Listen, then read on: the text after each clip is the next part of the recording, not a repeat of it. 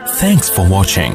Don't forget to like, comment, share and الحمد لله رب العالمين والصلاة والسلام على سيد المرسلين وعلى آله وصحبه أجمعين اما بعد.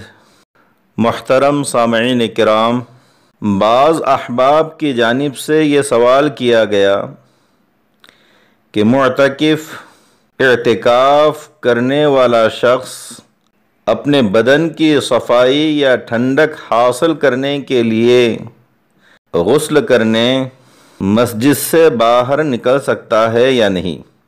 اس سلسلے میں یہ عرض ہے کہ معتکف جس مسجد شرعی میں اعتکاف کر رہا ہے، اگر مسجد کے حد میں رہتے ہوئے ایسا کوئی انتظام ہو کہ مسجد غسل کے پانی سے ملوث نہ ہو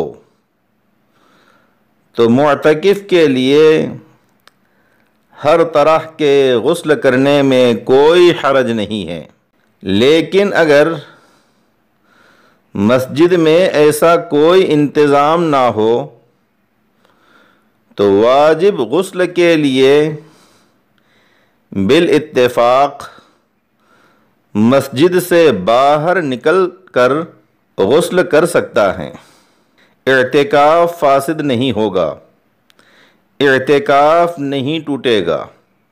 البتہ غیر واجب غسل، مثلا اپنے بدن کی صفائی و طہارت یا ٹھنڈک حاصل کرنے کے لیے اگر مسجد سے باہر جائے گا، مسجد سے نکل جائے گا، تو حضرت امام ابو حنیفہ رحمۃ اللہ علیہ کے نزدیک اس کا اعتکاف ٹوٹ جائے گا، اس کا اعتکاف فاسد ہو جائے گا.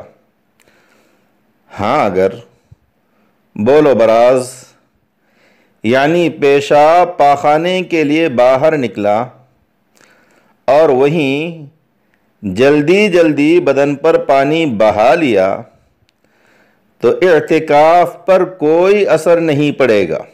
حضرات صاحبین کے نزدیک چونکہ کچھ دیر کے واسطے، کچھ دیر کے لیے مسجد سے باہر نکلنے پر اعتکاف فاسد نہیں ہوتا ہے، نہیں ٹوٹتا ہے، اس لیے اگر کوئی شخص روزانہ غسل کرنے کا عادی ہو، بغیر غسل کے اسے چین نہ آتا ہو اور غسل اس کی ضرورت طبعیہ بن گئی ہو تو اس کے لیے صاحبین کے قول پر عمل کی گنجائش ہے، اس کا اعتکاف فاسد نہیں ہوگا، اس کا اعتکاف نہیں ٹوٹے گا.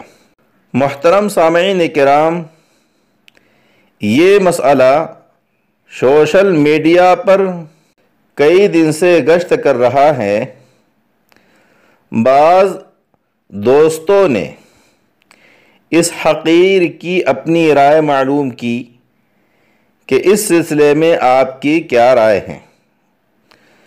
تو بندے کے نزدیک حضرت امام ابو حنیفہ رحمۃ اللہ علیہ کا قول راجح ہے، کیونکہ حضرت امام کا قول احتیاط پر اور صاحبین کا قول توسع پر مبنی ہے.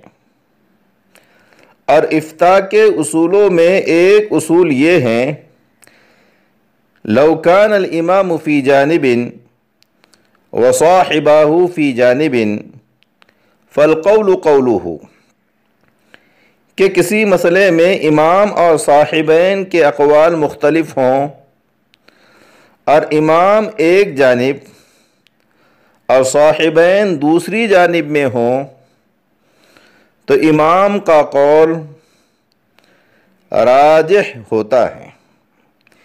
نیز عبادتوں میں چونکہ احتیاط مطلوب ہوتی ہے اور امام کا قول احتیاط پر مبنی ہے۔ فقہ کا مشہور قاعدہ ہے الاحتیاط فی حقوق اللہ تعالی جائز وفی حقوق العباد لا یجوز۔ تو بہتر یہی ہے کہ بدن کی صفائی اور ٹھنڈک کے لیے غسل کرنے مسجد سے باہر نہ نکلیں۔ والسلام علیکم ورحمۃ اللہ وبرکاتہ۔